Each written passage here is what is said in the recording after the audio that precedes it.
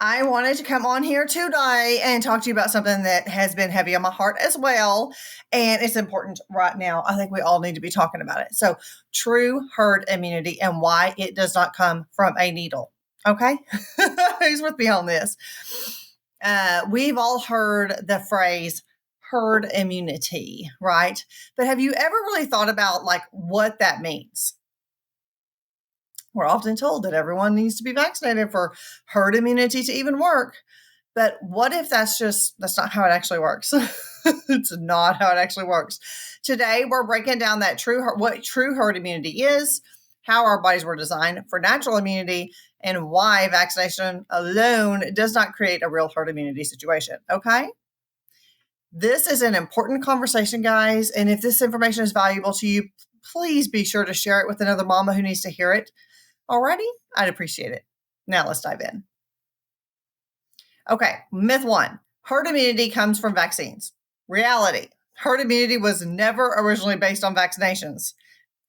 It's been around since the beginning of time. So the concept of herd immunity was first studied in the early 1900s, long before mass vaccination campaigns were even thought of, really.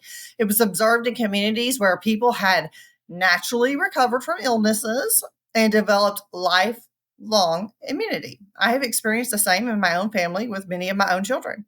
Natural herd immunity happens when a large portion of the population has recovered from an illness and now has strong lasting protection.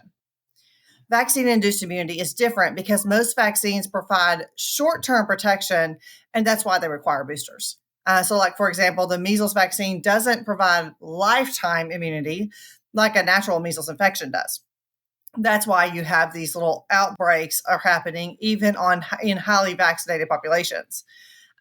So the question we have to really ask ourselves here is, if vaccines aren't providing lifelong protection, can we really say that herd immunity depends on vaccination alone? I'm going to say no, but that's just my mama bear talking from my own experience. So how natural immunity trains the body for future protection. I found this study to be very insightful, so I definitely wanted to share it with you guys. So here's something that many of us, just mamas, are not told. Getting a natural infection actually trains your immune system for the future. So a review, and it was actually published in Nature Reviews Immunology, explains it this way.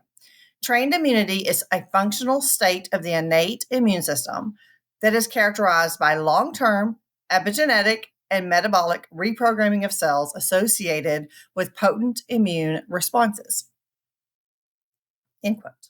So let me break that down for you in simple terms. Your immune system isn't just fighting off one illness.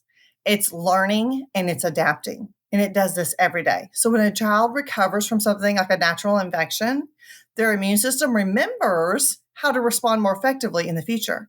So this trained immunity actually strengthens our overall resilience, making the body better equipped to handle future infections when they come. And that's pretty exciting, huh? So think of it like muscle memory for the immune system. The more it learns through natural exposure, the stronger and more adaptable it becomes. Here's another question that I think we should ask ourselves. If our bodies are designed to train immunity naturally, then why are we told to rely on vaccines for protection? It's just a question. Everyone must be vaccinated. This is myth number 2. Everyone must be vaccinated for herd immunity to work. Well, we kind of already debunked that. But if vaccines work, then why do vaccinated people still catch and spread diseases? Yeah. Many vaccines don't actually prevent transmission. They may reduce symptoms in some individuals, but vaccinated individuals can still carry and do spread the illness. For example, even in the pertussis, the whooping cough, vaccine didn't stop people from spreading the bacteria. It only reduced the symptoms of the vaccinated person. Even fully vaccinated individuals can be asymptomatic carriers. That's been a hype that's been said even in recent years, right? Another food for thought here is, if vaccinated people can still spread illness, then does herd immunity truly rely on 100% compliance with vaccination? Oh, no. Myth number 3. Unvaccinated people are the reason for disease outbreaks. No, I'm sorry. I kind of have to laugh at that. Many outbreaks happen. They happen because you know why? We are alive and living. And while we're alive and living in this world, we are going to be prone to live among viruses and bacteria. And our bodies were absolutely designed to thrive in them and to fight them off naturally, like the beginning of time, right? So here's another example. In recent measles outbreaks, a significant number of cases were in fully vaccinated individuals. Again, why? Because vaccine induced immunity wanes over time, leaving people more vulnerable later in life. Natural immunity, on the other hand, lasts a lifetime. So if you know someone who maybe had their vaccines as a child, but now they're, older, like my years or even older, that is supposed to have waned off, that vaccine. So now they would want me to get a booster, right? To protect myself. I would actually choose my own natural immunity, but that's just me, a natural immune system. So blaming unvaccinated individuals doesn't account for the real issue that vaccines don't provide lifelong protection. It just doesn't. And I think we need to stop blaming people. I think we need to stop, I think we all just need to seek understanding. And I think we all need to seek truth. And I think we're all just trying to do, whether you vaccinate or don't vaccinate, it's not the issue. It's about people just trying to do the best they can for their families to thrive and be healthy.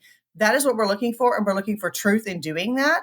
And I'm willing to now do the research and look for the whole truth. And that's what I hope I'm providing for you here. I still urge you to go out and do your own research and make sure that you are surrounding yourself with the right information so that you can make the best informed give the best informed consent when you go see a physician. So my final thought here is it's just the truth, Mama. God designed our bodies for natural immunity. True herd immunity isn't about forcing every person to be injected with something. It's about allowing natural protection to happen the way we were designed. So if this video resonated with you, would you do me a favor? Would you like it and possibly share it and consider subscribing for more empowering content? I love to keep this conversation going. I want to continue this conversation with you. So let's keep it going together. And I'm here for you. And let's be confident in our choices. Thank you for joining me and watching me today. And I'll see you in the next one.